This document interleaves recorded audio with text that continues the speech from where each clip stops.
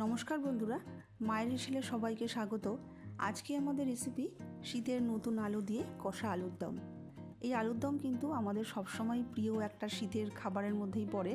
লুচি, রুটি, পরোটা, fried rice বা কচুরি, কড়াইশুঁটির কচুরি দিয়ে আমরা কিন্তু এই আলুর দমটা খেতে ভীষণই পছন্দ করি।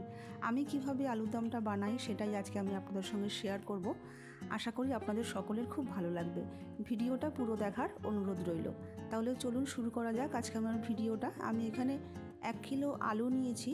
নুন দিয়ে আমি এখানে 4টে সিটি দিয়ে সেদ্ধ করে খোসা ছাড়িয়ে নিয়েছি। এবার একটা গ্যাসে কড়াই বসিয়ে 4 থেকে 5 টেবিল চামচ সর্ষের তেল দিয়ে দিচ্ছি। সর্ষের তেলটাকে খুব ধোয়া গরম করে নিয়ে আমি আলুগুলোকে সামান্য একটু হলুদ দিয়ে ভেজে নেব। আমি যেহেতু নুন দিয়ে সেদ্ধ করেছি, আমি আর নুন দেব না। আপনারা যদি নুন দিতে ভুলে যান সেদ্ধ করার সময়, এই সময় নুনটাকে দিয়ে দেবেন। এবার গ্যাসটাকে মিডিয়ামে রেখে আলুটা ভাজা হতে হতে মশলা করে নেব। মিক্সিতে একটা মিডিয়াম সাইজের টমেটো, 6-7টা কোয়া রসুন আর দিয়ে দিচ্ছি 1 ইঞ্চি মতন আদা আর ঝালের জন্য 2টো কাঁচা লঙ্কা। ঝালটা অবশ্যই আপনাদের স্বাদ অনুযায়ী দেবেন। আমি খুব মিহি করে বাটিনি, একটু দানা দানা রেখে মশলাটাকে বেটে নিয়েছি। এবার ওই মিক্সির জারের মধ্যে একটা বড় সাইজের টমেটো নিয়ে নিচ্ছি। টমেটোটাকে আমি খুব মিহি করে বেটে নিয়েছি। এবার আলুটাও কিন্তু দেখুন ততক্ষণে কিন্তু ভাজা হয়ে গেছে। আলুটাকে একটু নাড়াচাড়া করে নিয়ে আমি বাটিতে তুলে রেখে দিচ্ছি। এর থেকে বেশি আর ভাজার প্রয়োজন নেই। এবার ওই তেলের মধ্যেই আমি দিয়ে দিচ্ছি একটু গোটা গরম মশলা, একটু থেতো করে দিয়েছি, 2টো লবঙ্গ, 2টো এলাচ আর 1 ইঞ্চি মতন দারচিনি আর একটা তেজপাতা দিয়েছি ফোড়নের জন্য। ফোড়নটা একটু নাড়াচাড়া করে নিয়ে যে মশলাটা বেটে রেখেছিলাম পেঁয়াজ, আদা, রসুনের, সেই মশলাটাকে একটু ভালো করে গ্যাসটাকে মিডিয়ামে রেখে একটু কষিয়ে নেব। মিনিট 2-3 পর যখন কাঁচা গন্ধটা চলে যাবে মশলার, তারপরে আমরা যে টমেটোটা বেটে রেখেছিলাম সেই টমেটোটাকে এখানে দিয়ে দিচ্ছি। টমেটোটাকে দিয়েও খুব ভালো করে একটু নাড়াচাড়া করে নেব যেন টমেটোর কাঁচা গন্ধটা চলে যাওয়ার পরে আমি এখানে রঙের জন্য দিচ্ছি 1/2 চামচ হলুদের গুঁড়ো, 1 চামচ কাশ্মীরি লঙ্কার গুঁড়ো আর 1/2 চামচ জিরের গুঁড়ো। আমাদের মশলা বলতে আর কোনো মশলার প্রয়োজন নেই।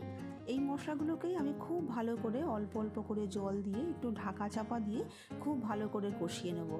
যতক্ষণ না মশলা থেকে তেলটা বেরোতে থাকছে ততক্ষণ আমি মশলাটাকে ভালো করে একটু কষিয়ে নেব। মিনিট 5 একটু ঢাকা দিয়ে রেখে দিচ্ছি, তাতে মশলা কষানোটা তাড়াতাড়ি হয়ে যাবে। দেখুন মশলা থেকে তেল ছেড়ে এসছে, আমাদের মশলা কিন্তু মোটামুটি কষানো হয়েই গেছে। এবার স্বাদ মতন এখানে নুন দিয়ে দিচ্ছি আর সামান্য একটু চিনি দিচ্ছি স্বাদের ব্যালেন্সের জন্য। চিনিটা যদি অপছন্দ হয় তাহলে কিন্তু না দিলেও চলবে, তবে দিলে একটু স্বাদটা ভালো হবে। আর 1 মুঠো ফ্রেশ মটরশুঁটি এখানে দিয়ে দিচ্ছি। এই শীতের সময় এই নতুন আলুর সাথে এই মটরশুঁটির কম্বিনেশনটা কিন্তু ভীষণ ভালো লাগে। তারপর মশলার সঙ্গে একটু ভালো করে মিশিয়ে নিয়ে ভেজে রাখা আলুটাকেও দিয়ে দিচ্ছি। এবার আলু, মটরশুঁটি, মশলা খুব ভালো করে 2-3 মিনিট ধরে মশলার সঙ্গে খুব ভালো করে একটু কষিয়ে নেব। যত সুন্দর কষানো হবে আলুর দমটা কিন্তু ততটাই খেতে ভালো লাগবে। খুব ভালো করে কষিয়ে নিয়ে আমি এখানে 1 কাপ মতন উষ্ণ গরম জল এখানে দিয়ে দিচ্ছি। আমি যেহেতু এখানে কষা আলুর দম করব, আমি জলটা খুব বেশি দিচ্ছি না। আপনারা যদি একটু গ্রেভি বেশি পছন্দ করেন তাহলে কিন্তু একটু জলটা বেশি দেবেন। এবার ঢাকা দিয়ে গ্যাসটাকে মিডিয়ামে রেখে 5 থেকে 7 মিনিট একটু রান্না করে নেব। 5-7 মিনিট পর আমি ঢাকনাটাকে খুলে দিচ্ছি। মোটামুটি কিন্তু আলুর দমটা তৈরি হয়েই গেছে। একটু নাড়াচাড়া করে নিচ্ছি। তারপরে সব শেষে সামান্য একটু গরম মশলা দিয়ে দিচ্ছি আর একটু ঘি দিয়ে দিচ্ছি। আপনারা চাইলে কিন্তু এখানে ধনেপাতা কুচিও দিতে পারেন। এবার ঘি আর গরম মশলাটাকেও খুব ভালো করে মিশিয়ে নিয়ে এটাকে ঢাকা দিয়ে রেখে দেবো আমি কিছুক্ষণের জন্য। মেশানো হয়ে গেছে, এবার গ্যাসটাকে আমি অফ করে দিচ্ছি। গ্যাসটাকে অফ করে দিয়ে ঢাকা দিয়ে 5 থেকে 7 মিনিট একটু স্ট্যান্ডিং টাইমে রেখে তারপরে এটাকে আমি সার্ভ করব।